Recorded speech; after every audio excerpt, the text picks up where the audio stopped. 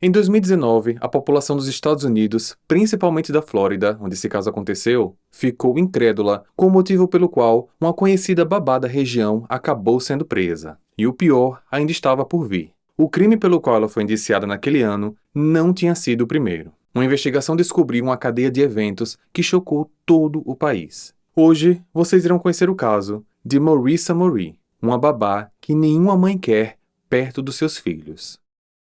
Olá, misteriosos! Sejam bem-vindos de volta ao canal Arquivo Mistério. Mas se você for novo por aqui, se inscreva e já deixa o like aqui no começo do vídeo, porque isso ajuda muito no crescimento do canal. Se quiser receber notificações de novos casos direto no seu Instagram ou WhatsApp, basta clicar no link específico da descrição. Não é um grupo de bate-papo, o seu número e o seu perfil são privados de todos os outros que participam, mas essa é apenas uma forma mais simples e rápida de receber em primeira mão o aviso de quando um novo episódio for lançado. Ao receber a mensagem, é só clicar. Recados dados, vamos então ao caso de hoje.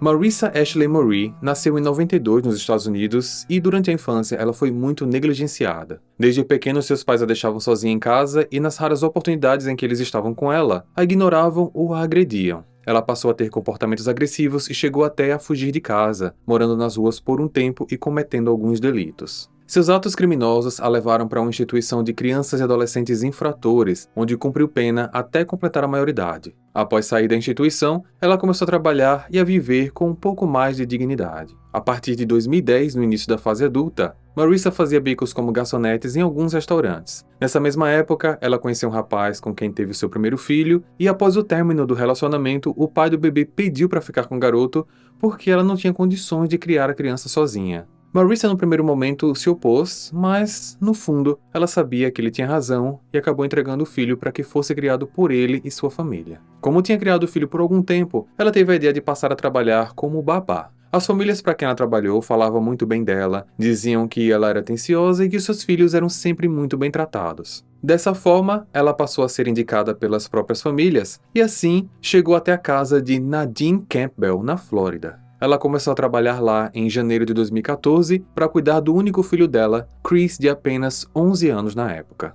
Durante o decorrer do ano, tudo parecia bem. Nadine passava o dia trabalhando tranquilamente, sabendo que o filho Chris estava sendo muito bem cuidado por Marissa, que aliás passou a morar na casa da família.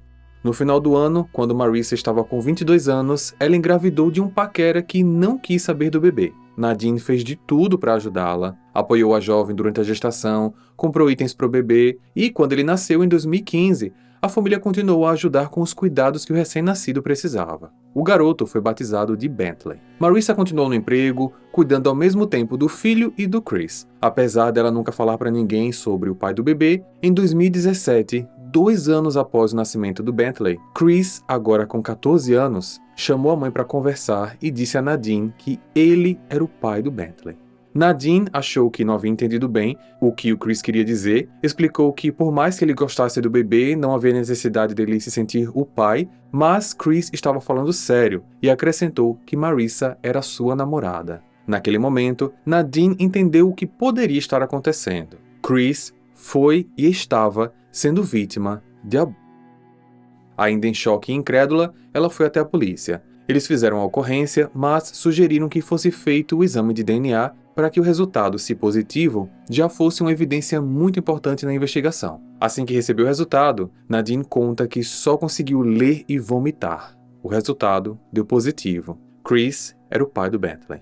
Não fica claro nas fontes do caso como aconteceu o confronto entre Nadine e Marissa, pois as notícias apenas relatam os fatos posteriores. O que se sabe é que Marissa tinha sido demitida logo após o Chris ter conversado com a mãe, mas Nadine não tinha deixado claro o motivo da demissão para não provocar uma maior comoção enquanto aguardava o teste de DNA sair. Após a saída da casa da família, Marissa voltou a trabalhar como garçonete num dos restaurantes do parque de diversões Busch Gardens, em Tampa, local onde ela foi encontrada e presa. Ela foi acusada de abuso de menor agravado pelo fato de, na época do início da gestação, Chris tinha apenas 11 anos.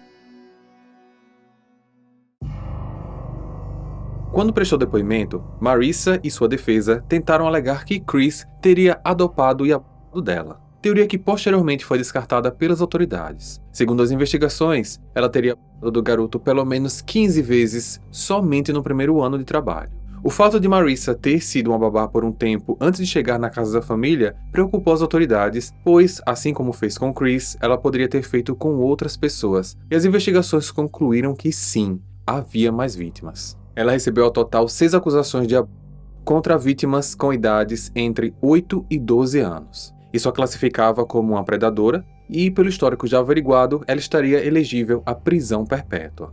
Seu julgamento começou no dia 16 de outubro de 2019. Ela estava então com 28 anos, Chris com 17 e o Bentley com 5. Mas Marissa, com uma grande chance de ser condenada à prisão perpétua, aceitou um acordo judicial onde ela iria se declarar culpada de todas as acusações em troca de ser condenada a uma pena menor. Assim foi feito, e no final ela acabou recebendo 30 anos de prisão, com direito à liberdade condicional após 20. Além disso, Marissa foi incluída permanentemente ao registro de criminosos sexuais da Flórida, o que implica que a partir do dia em que for liberada e até o fim da sua vida, ela deve atualizar a polícia e a justiça seus endereços de trabalho e residência.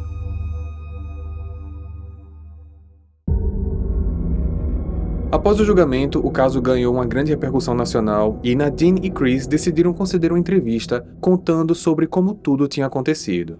Ela fazia uns jogos comigo. Um se chamava "Você está nervoso?" E o objetivo era que ela colocasse a mão em algum lugar do meu corpo e eu diria se estava nervoso ou não. Com o tempo ela não fazia mais isso. Ela passou a dizer que éramos namorados, que me amava, mas eu não podia contar a ninguém, porque aquilo era errado. E se alguém descobrisse, ela teria que ir embora. Nadine conta que se sente extremamente culpada por não ter percebido o que estava acontecendo com Chris e aconselha outras mães a terem muita atenção com seus filhos, independentemente de com quem eles estejam em contato, pois ela achava que não existia predadores do sexo feminino e, assim como ela não sabia, muitas outras famílias podem não saber também e, consequentemente, ter seus filhos expostos a esse tipo de ocorrência sem nem ao menos desconfiar. Como foi que eu deixei essa mulher manipular a mim e a minha família de tal forma que eu fiquei cega para tudo? Como ela conseguiu também fazer isso com ele? Estamos falando de uma criança de 11 anos. Nem mesmo um adolescente ele era. Ele tinha 11. Isso não só mudou as nossas vidas, mas praticamente arruinou a vida dele. Qual garota vai querer namorar um rapaz de 17 anos que tem um filho de 5? Atualmente, Bentley é criado pelo Chris, que tem a guarda unilateral dele, e apesar do que passou, ele ama muito o filho, mas sabe que será uma tarefa difícil lidar com a situação de ter um filho apenas 12 anos mais novo do que ele. E esse foi o caso de hoje, pessoal. Deixe sua opinião aqui nos comentários, porque eu quero saber se você acha se a pena aplicada a Marissa foi justa ou não. Se você for novo aqui, se inscreva, deixe seu like também, porque isso ajuda muito no crescimento do canal. E nos vemos então no próximo caso. Até lá!